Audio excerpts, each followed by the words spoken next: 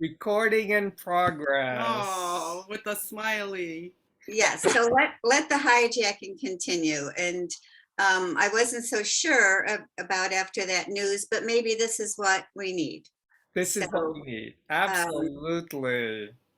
and when you assigned this to us, I actually wasn't even sure if I would do it because I'm really not a writer by nature. I mean, I have a lot of thoughts, which you all can concur. And I had so many thoughts about what I believe, so many things, and I was kind of struggling. And then I got a thank you note in the mail, and voila! So here it goes, and it's called "Smile, Please." I received a thank you card from my great nephew a few days ago, which I just assumed would be the traditional thank you for coming to my graduation party and for your gift of money, blah, blah, blah. But it read, thank you for always being in the best mood no matter the situation. I love you. Thank you for coming. Signed, Josh, with a heart. Oh. I was surprised.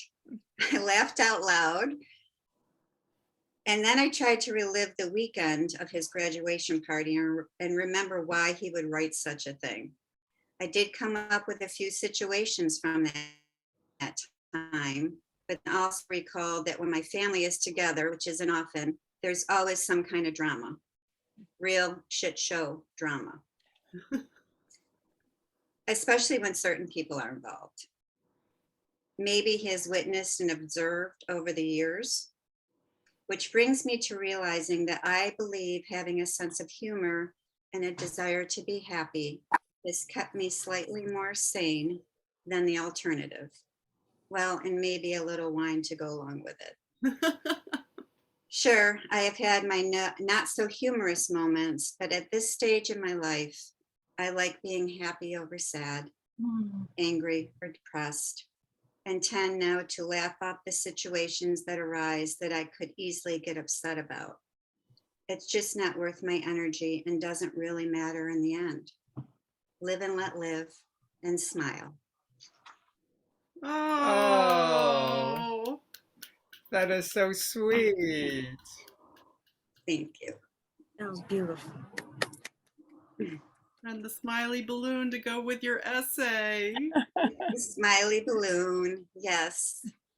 You know, we get so upset about it, and I think this really came to home to me with my experience down in Florida with my girlfriends. And it was just a really, really tough situation. D, you know. And just seeing her be so angry about every little thing, and after I got home, I thought, oh gosh, if that happened, she'd be like saying this. Oh, if that happened, if somebody took my parking space, if somebody cut me off, if somebody said something, that would be, she would jump right in on it. And I have to laugh it off now. Like, go ahead. There's 10,000 more spaces. Take that one, if you need to. If you're in a hurry, it's just not worth it. Right. I would rather just smile and move on. So she precipitated that as well. Perfect. Oh, thank you for sharing that, Tammy. Mhm. Actually, it's interesting because this morning when I was kind of like in that zone of getting up and kind of waking up, I was also thinking about, this I believe, and all these thoughts were kind of in my mind. I said, oh, what can I write? So, all of you are inspiring. And now this is kind of interesting. Here is a year later, this I believe is now coming up. So this is a wonderful gift for all of us, for all of us. This is going on our third year of the bells, and and what do we believe in, and sharing. And oh, I love that title, Smiles. This is so great. And that was a beautiful beginning to have that thank you note from your, your grand, My great Granny nephew, nephew. my great niece's son. Yeah. that is very touching. And obviously you touched him, talk about you touched him, and even though it's very few words, Mm. Yes, I was so shocked. I mean, I really did laugh out loud because, you're just expecting what you tell your kids to write. And when he wrote that, this is an 18-year-old kid going off to college, football star, basketball, he has popular, just always doing something. And it just really touched me that, I really, think the world of him. It's interesting. I get, he grew up in a tough situation. And as much as I get down on my niece a lot, which Heather knows about her, she probably doesn't realize which one it is, but I do. yeah, I got to give her props because somewhere along the line, he's caught on. So I don't know who it is, but it's, yeah, it was pretty special, pretty special. mm. So what are your thoughts, people? Bells, comments, thoughts? Well, I loved your essay, and I loved how light and happy it was, and what it was in one way, it was so simple of just receiving this thank you that brought you to write something. And I also feel like from your essay, it made me really appreciate the uh, a handwritten thank you. We don't do that anymore. Like I'm really bad about just Right. texting people or emailing people, and there's still something special about getting a paper thank you. Yes.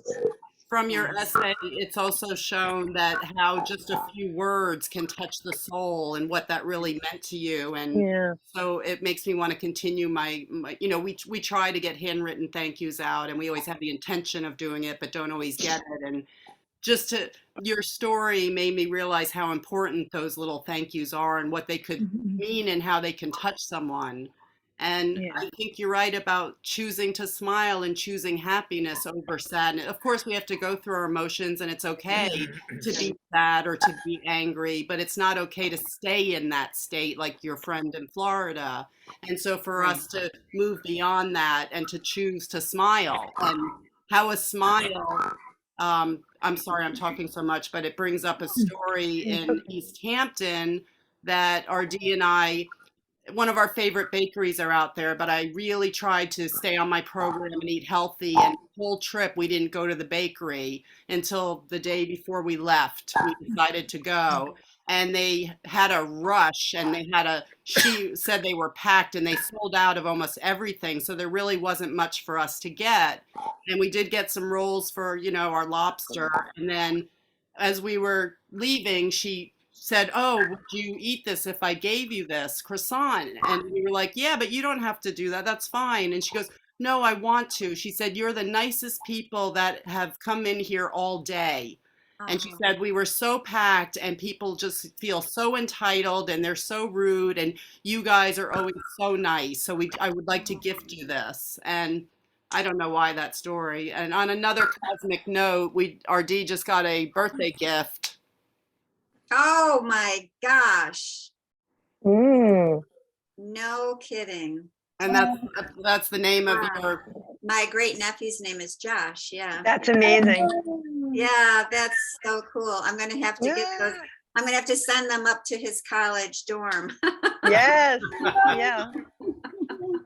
Talk about cosmic connections of our bells. I love it. I love it. And Mary, Well, oh, well, Heather, I just to your point on that, I think you just made me probably realize that he has witnessed me over the years. And, we talk about enabling people and being the peacemaker. And that's what I've been my whole life, is always trying to make peace in the family. But I've really stepped back, and instead of maybe telling somebody what to do, just being more of an example to that, which is a lot less, soul sucking. for you. So I think I realized that too, that he might have witnessed maybe that, how, you know, because there's a lot of situations, like I said, when our family gets together, always. And yeah, so thank you for that, because now I think I realize. Oh yeah, it's not about that. It's about your whole life, and you've been the happy energy around him. Mm, thank you. Thank you. Mary Beth.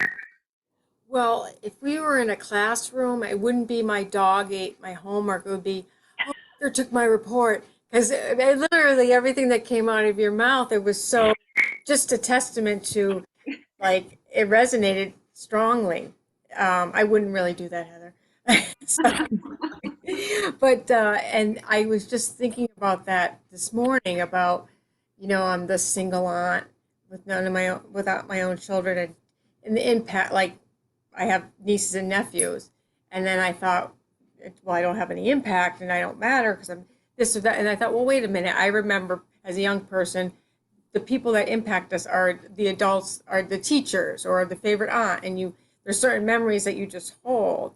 And I think I loved that. I have boxes of thank you notes myself as well, and I was always so awkward. I'd sit down to write them, and it's like, oh, because we had to, my aunt was a thank you note Nazi.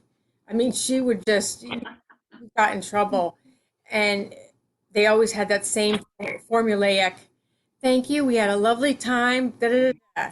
And you were supposed to mention something that occurred, and then a thank you and maybe a compliment. And so this is very freeing. I just need one sentence that's profound, and then I'm done.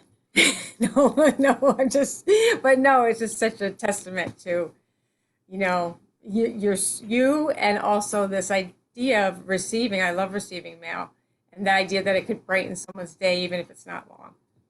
So thank you. Thank you, Mary We can Beth. brighten someone's day with just a smile. Yes.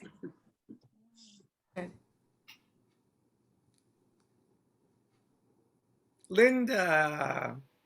I loved your essay. It was beautiful.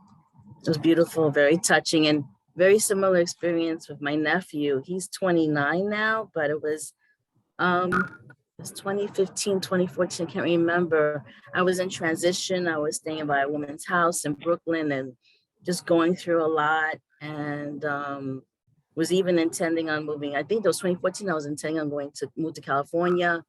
So I had a struggle getting to my cousin's house.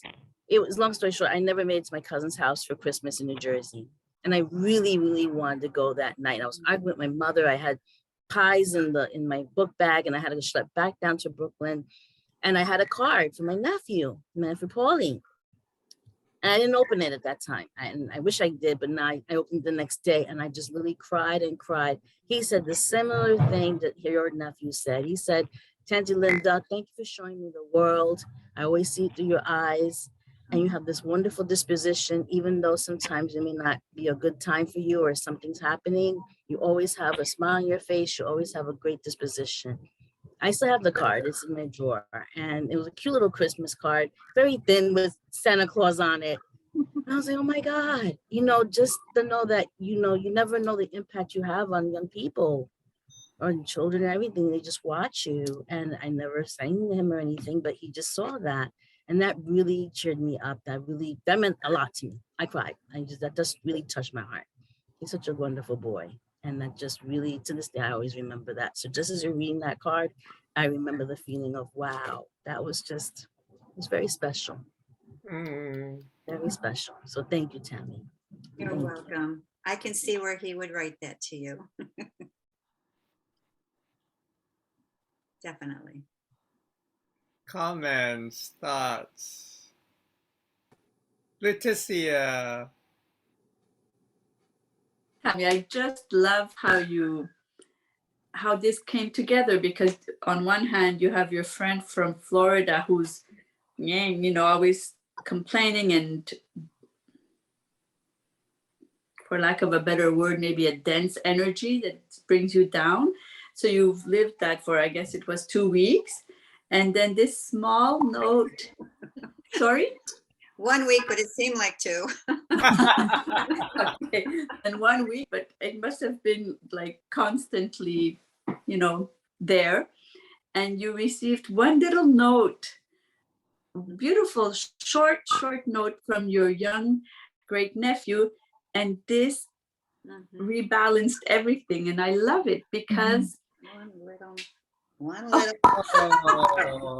Oh. one little short note. Yeah. that's what you, and it's really revelatory. It's all on the top. Yeah. And so this is beautiful that this small note came to counterbalance all the rest that was there or that was lingering, and how you were able to see these two situations and have a beautiful conclusion. I find that really, really powerful, and it's a testament to your outlook and how you're able to transform things and how you transcend and you make things better. Oh, thank you. Thank you. I think this sort of confirms everything that you've been doing and how you are your own person, and now it's even more empowered. Beautiful. Thank you.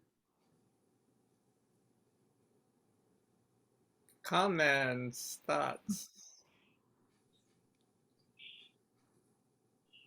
Johan.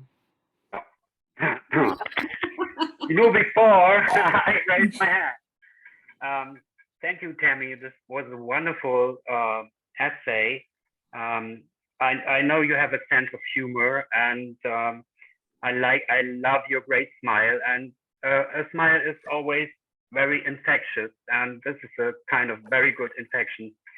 I always try to be very friendly with people around me, and so I think all of my Bell family is the same. And this is definitely a seed that you saw in your grand nephew's life, and I still can see you smiling about this little small note, and you are harvesting what you saw, and I'm very happy about this little story, and I hope that humor and smiling will always be a big part of my life. And thank you for this testimony of what I think too. And yeah, thank you. Oh, thank you. That was beautiful. Thank you. Yeah. Thank you. Yeah, I can tell that you have a great sense of humor. And I'm sure that your nephews, and if you have nieces, I don't remember, really appreciate you as well. I can tell. I have 10 nephews and nieces, and 13 grandnephews and nieces. Wow. And but I'm a little, because I'm the youngest of my siblings, and my brother is 10 years, my youngest siblings is 10 years older than me. So I'm in between the generation of my siblings and my nephews and nieces. So I was always the crazy uncle. And I love to be the crazy uncle because I can allow a lot of things that are not usual in my family. And I think I'm probably the first one who really took physical contact. I always hug everybody. And I think this is part of my work in my family, that we came closer also. So thank you. That's wonderful. That's wonderful. That kind of breaks the ice. And yeah, a hug is great. A hug is great. And you're reaping what you sow as well.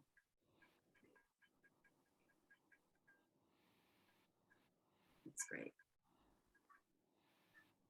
And Jeanette, what are your thoughts? It's so good to see you. Thank you. I loved her writing. It was so again, inspiring. It makes me Oh, think about doing some writing again. I don't write like they do, and I wish I did, but you know, you can still write exactly. You can still write a little bit, and you don't have to show it to anyone. But the thing that really caught my attention was how effervescent she is.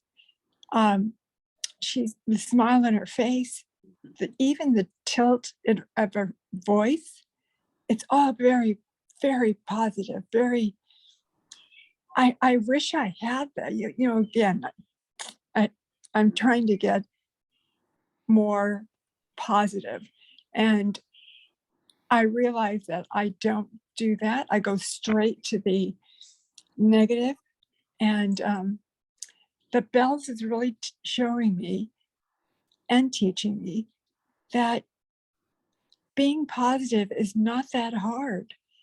You know, it's more, it's easier than I thought.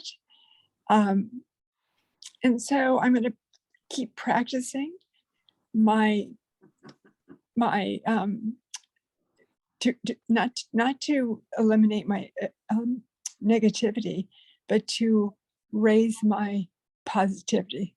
Yeah.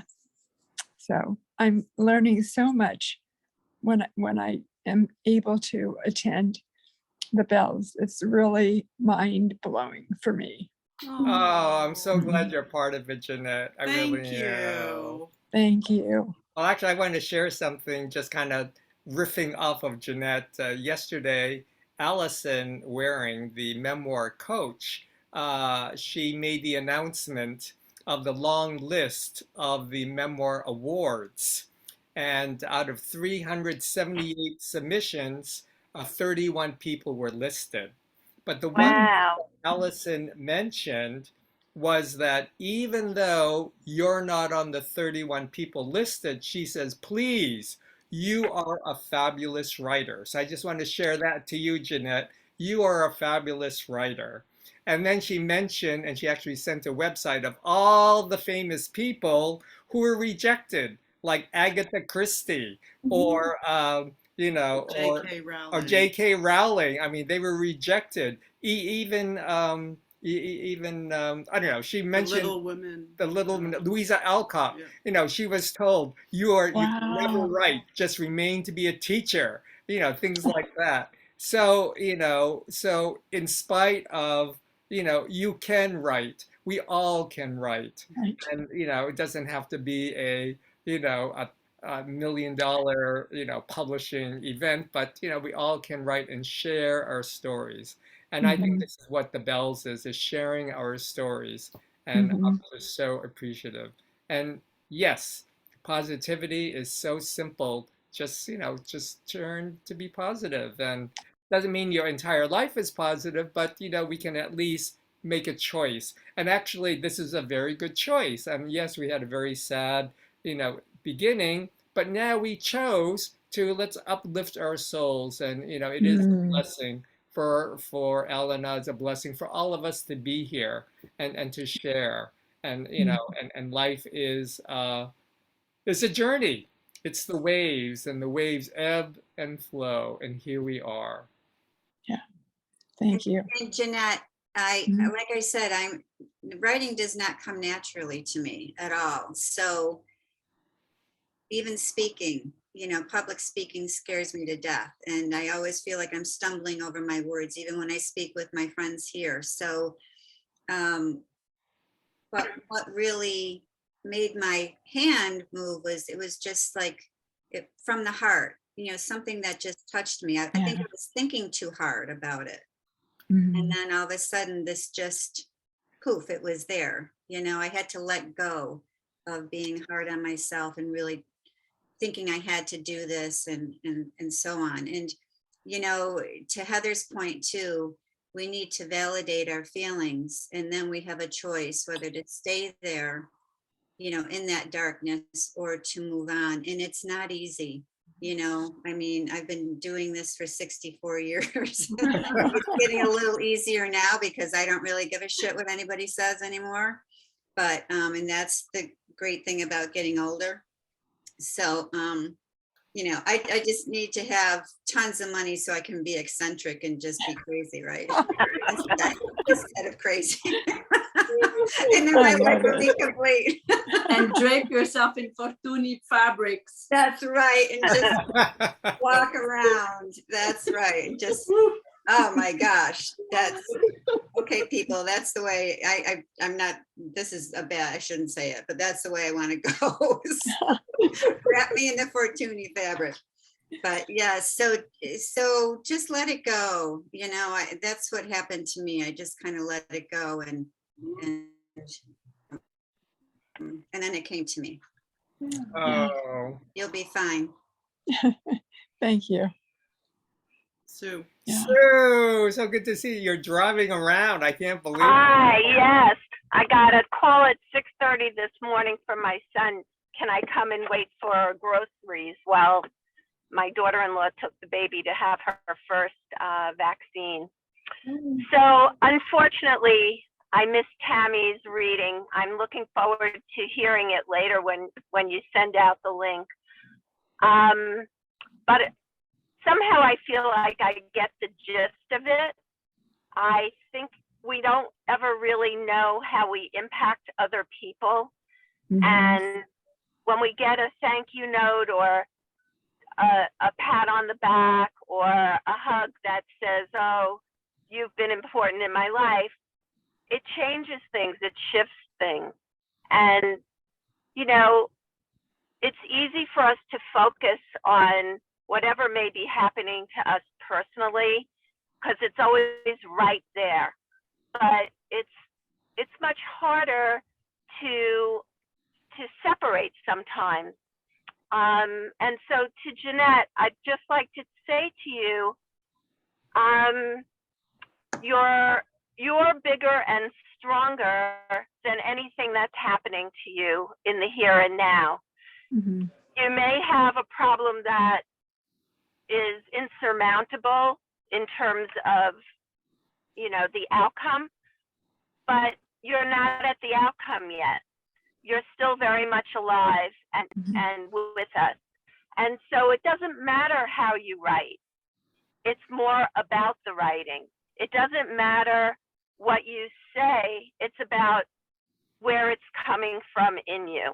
And so that's what you should focus on. I think that we all have our own voices and our own ways of coming to things.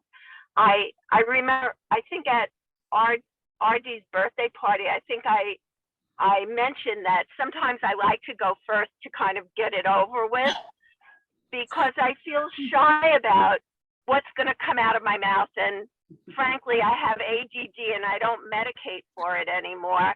And sometimes, you know, I'm ready, fire, aim, and things just come out. And with Tammy, I share my potty mouth. And with, you know, we all connect like in very different ways. And, you know, I can only imagine, Tammy, how beautiful your writing was. I can really just imagine it, because I've heard you speak and I know where you come from. You come from such a good place. So I'd be happy to weigh in on your essay after I hear it later, and I probably will send you an email to let you know how wonderful I think you are. So, P.S., I think you're wonderful. Oh. P.S. Wow. Ditto. From my front seat to yours. Thank you, Sue. Right back at you. And Miss Nanchi, you're my Kuan Yin in the corner over there. First of all, Tammy, you don't have to have money to be eccentric. My brother-in-law was a caterer. He didn't have 2 nickels to rub together, but he put on the most inventive parties. He once had to cater a function for the Italian mafioso in our area, big catering hall. These guys wanted a seafood tower, and it had to be spectacular. It was $1,000, had to have everything on it. Well, Frank didn't have trays to suit that kind of thing. So he went out in the backyard and he has a big golden retriever that had a swimming pool. So he washed it out with bleach. He got a couple of new shower curtains, lined it with shower curtains, filled it with ice, and made an 8-foot tower of lobsters and crabs and everything Oh else. my God. We were Wow. holding our breath. If these guys ever knew they were eating out of a dog swimming pool, Frank would be floating in the canal. So it doesn't take money to be eccentric. The second thing, smiles. My favorite friend, Kathy, that's her way of living, little smiles. She finds a million ways to look at the good part of things. Unfortunately, she has a nephew that tried to commit suicide and wasn't able to do it. So he left himself in some very dire straits. And when she called me up to tell me about it, I said, "Oh, Kathy, my God, this is a young high school man." And she goes, "Oh, no, it's good. Now, he has time. He's in the wheelchair. He can work on his model planes, and his mother has something to do. She's going to have to take care of him. She'll never be an empty nester. So no matter what disaster is happening, Kathy finds something to smile about." So the rest of us, her circle of friends, look for ways to give her back smiles. So this past Christmas, I found one of the Florida orchards was shipping Florida oranges, and they had them all wrapped in yellow smile faces. So every orange in the crate looked like a smile. So she's got all kinds of people that send her all kinds of smiles, but that's her attitude. She never ever goes to the worst thing. She always looks for the best. The other thing I wanted to say was to Mary Beth. You talked about being the aunt. My daughter Bella was the crazy aunt. She never had children. She raised 2 stepchildren from one of the boyfriends. She had 5 godchildren, and she tattooed their names and birthdays on her feet. And she told them, "I'll give you anything you want. I'll never, ever forget your birthday because it's right here on my feet." She goes, "But when I'm old and in the nursing home, you're feeding me and changing my diaper." When she passed away, the kids more than anybody were distraught. And her headstone doesn't say Bella Fiano, daughter, beloved granddaughter, sister, doesn't say any of that. Her headstone says, "We love you, Aunt Bella." And because she meant so much to them. So I think sometimes, like, people, I see a lot of people, or I don't talk to my mother, or the family doesn't get together. I think sometimes you're so close to that generation that you're living with. They're making the rules, they're putting the restrictions on. Sometimes it's the next generation, one step away, that you can make the biggest impact on. The parents are set in their ways. You're not going to do anything about them. It's the ones that are one step away, your nieces, nephews, your friends' kids, that's where, as you said, Tammy, you can be the example. You could lead by example. And it's nice when they actually write it down and don't say, "Oh, thank you for your generous money gift. Thanks, bye." It's nice to get that little handwritten note that they appreciate it. So yeah, it was a great essay. Thank you. Thank you. And one of my favorite things is there's always a silver lining.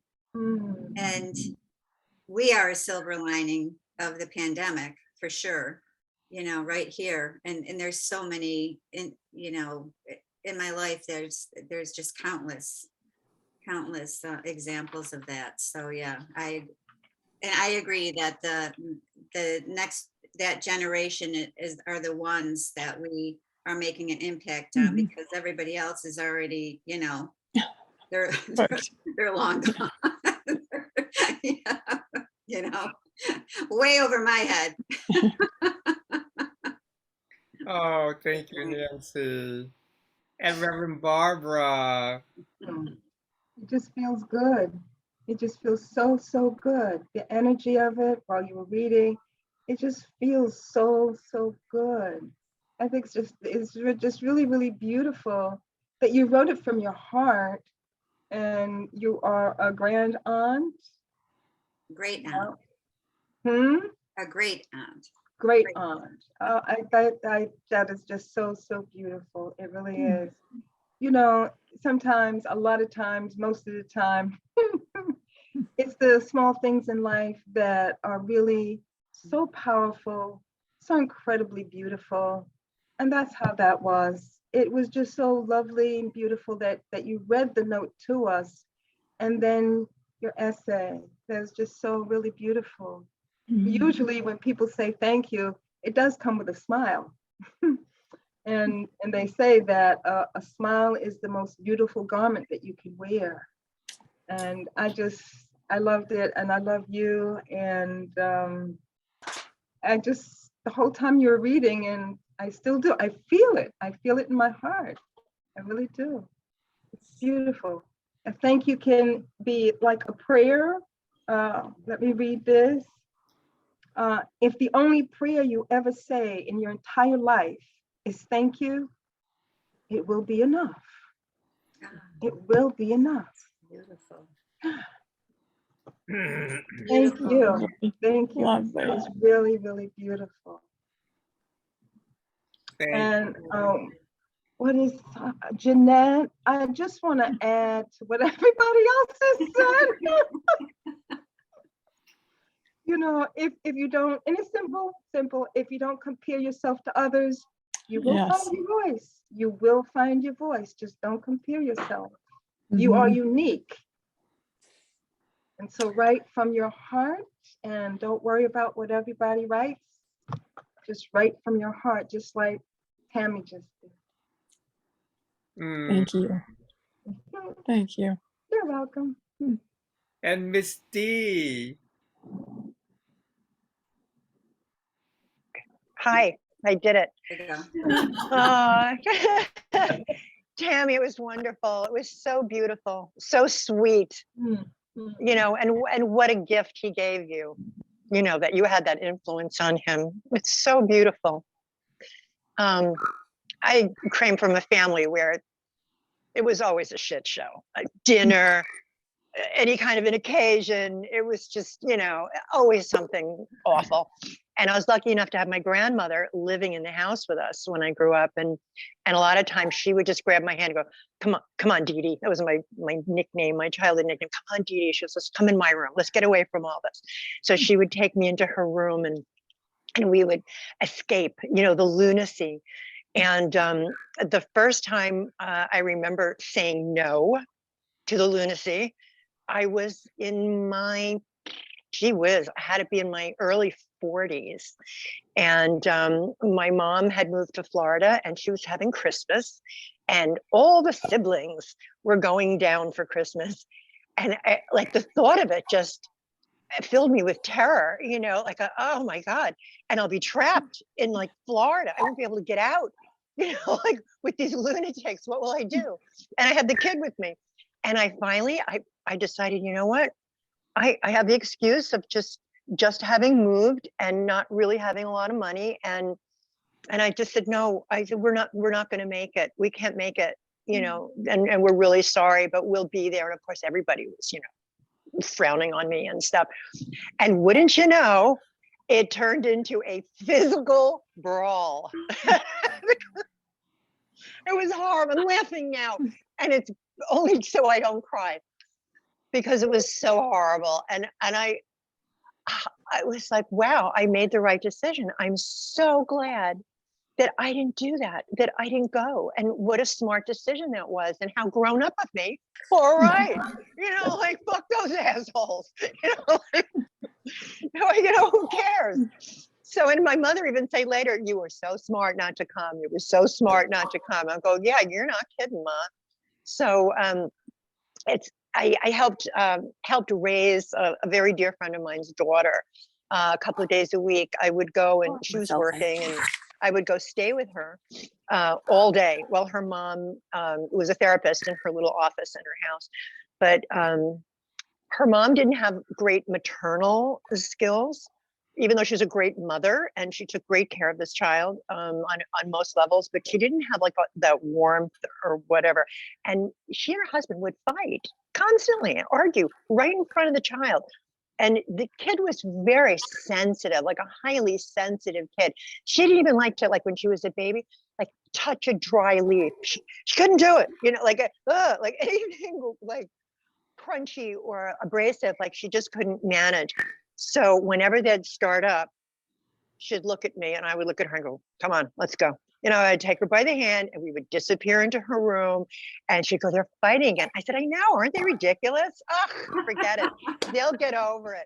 Oh, and we would just like blow it off and do something else. And when I was Ubering a few years ago, I witnessed so many incidences of like stress within families, because I was always picking up tourists, people getting off cruise ships and trying to make flights and hotels, and there was kids and families and luggage. And so often I could see a kid just withering, under the pressure of the angry adults or people arguing in front of them. And a lot of times it was them getting yelled at, or being in trouble.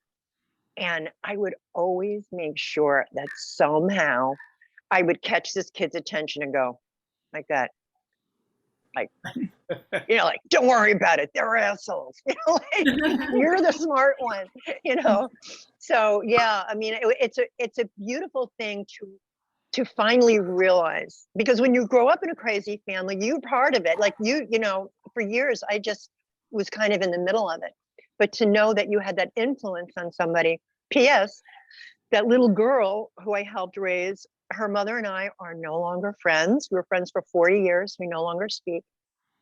But I continue to send her gifts at birthday and Christmas. And we have our own special little relationship where she thanks me all the time for her gifts and, sends me little notes and stuff. So it was such a huge gift, to get from her. And I so related to your story when you heard from Josh. It's like, wow, what an amazing story, and how common, I guess, that is, that we don't really even realize it. But to be that person that a kid remembers, and they'll remember you their whole life, that's something else. That's a badge of honor. Well, actually, I'll probably be the kid in the Uber said, I remember that Uber lady. She was the best person. Yeah. Thank you. I always did try, I'm sure those people or the kids, they'll always remember you, Dee. I think so. Validation. It's like, Validation. and just that little moment is profound, for the Yes. rest of their life, and they'll probably remember that. And even Yes. who you are, but they know who you are. So, it's we all Yeah. Thank you. have an impact on each other. And I think Yes. all Yes, of we do. us here, we definitely have an impact on each other, and talk about, we are the little acupuncture needles, or we're the little rocks that go ripple into the pond, and we're rippling into the world. And Right. and I'm just so appreciative of being here with all of you. And thank you so much, Tammy, for sharing that. And I love the smile, balloon in the background. Talk about creating, it's infectious, Experience. right? This experience Yes. of being here together. I think it's absolutely. And you're in the middle of our screen with the big smiley balloon. Wow. Well, you're welcome, but I want to say, Dee, I was going to say what RD said. He said it much better than I would, but those kids that you wink at really need that. because Yeah. they really feel pretty alone and not, and they see that somebody gets it, that Yeah. they're not. So that's really great. And It was a gift. you're a beautiful, beautiful person. Beautiful. Oh, thank you. Thank you. Mhm. Yeah. It's funny that the balloon, Carmine's niece, her birthday is today, and we sent her from 1-800-Flowers. It's a little mug, a little cup, I guess, with it's a smiley face. It's a smiley face guy, and he's like growing this little plant out of his head, like hair. It's so cute. And here you are with the smiley face. And just before the meeting started, I had gotten the delivery notice. Your gift was delivered to Diane Chiritello. I was like, all right, and here you are with the smiley face. It's like a beautiful theme for my day. This is perfect. Well, I get to smile. Today is my granddaughter's 7th birthday. Oh, Doing the smile later. Hopefully I'll be able to get in touch with her, but I'll see her this weekend. So yeah, I'm excited about that. so sweet. Oh. Happy birthday. Yes. Can I just say that's, sometimes we have relationships with kids. Like I have very strong relationships with my nieces and I have 2 nephews, one on each side of our family. And I feel very close to all of them.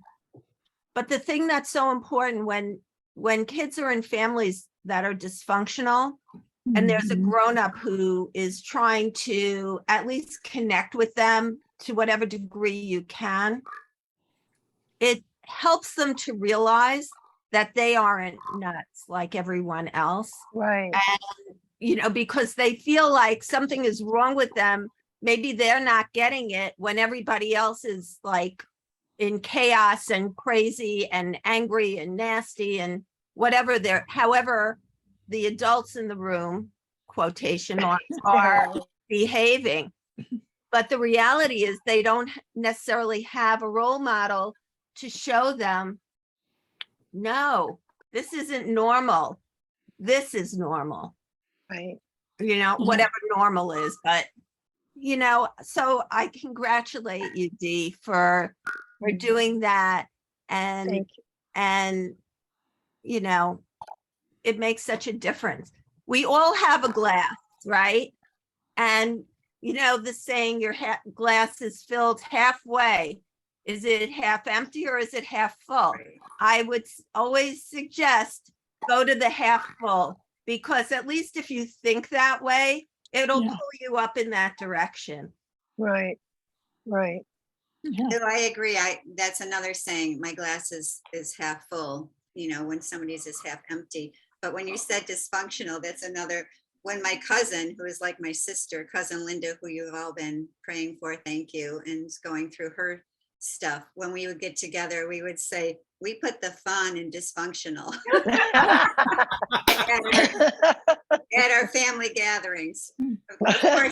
Of course, I'd be saying like a thinning gene pool is a terrible thing to witness, which I stole from The Love Letter, the movie, because that's my favorite line. But yeah, we'd always say, yep, here we go. That's a good one. Dysfunctional. See you later, Johan. Have a good rehearsal. Bye, Johan. Bye, Johan. A quick comment about kids. Last night I took a knitting class at our local high school, and they put us in a room with these tiny little short metal stools. So it's a 2-hour class. You're trying to learn to knit on these horrible little stools. And my back is killing me. I want to get up and walk around. And finally I did. I just had to get up and stretch. So I'm wandering around and I'm looking at some people were advanced knitters, some were brand new. Then I realized the classroom was Mr. Baldo's classroom, my first art teacher in the same high school 60 years ago. And Mr. Baldo was the first teacher that allowed us to get out of the seats. He'd get stand up, walk around, see what everybody else is doing, get some new ideas, get different supplies. You don't have to use watercolor, go get pastels. So his whole class was the beehive of people walking around. 60 years later, It's the same room, 110, Mr. Baldo's room. And I got up and I walked around. Everybody else was sitting on these little stools, and I was checking out all their scarves and their mittens and everything else. So you never know how long it's going to take or who you're going to affect. But you know, there's people out there that have profound effects on everybody they come in contact with. Like Mhm. Mr. Baldo. Mr. Baldo, he was the owl man. He collected owls both live and in artwork, and he came to high school on a motorcycle with his black leather chaps. Now, mind you, this was in the early 60s when the teachers were wearing suits and ties and white shirts. So Mr. Baldo was cool. Yeah, he was awesome. Uh, Mm. well, it's 12:33, so this is wonderful. I'm going to turn off the recording, and that was really wonderful conversation. And thank you, Tammy, for hijacking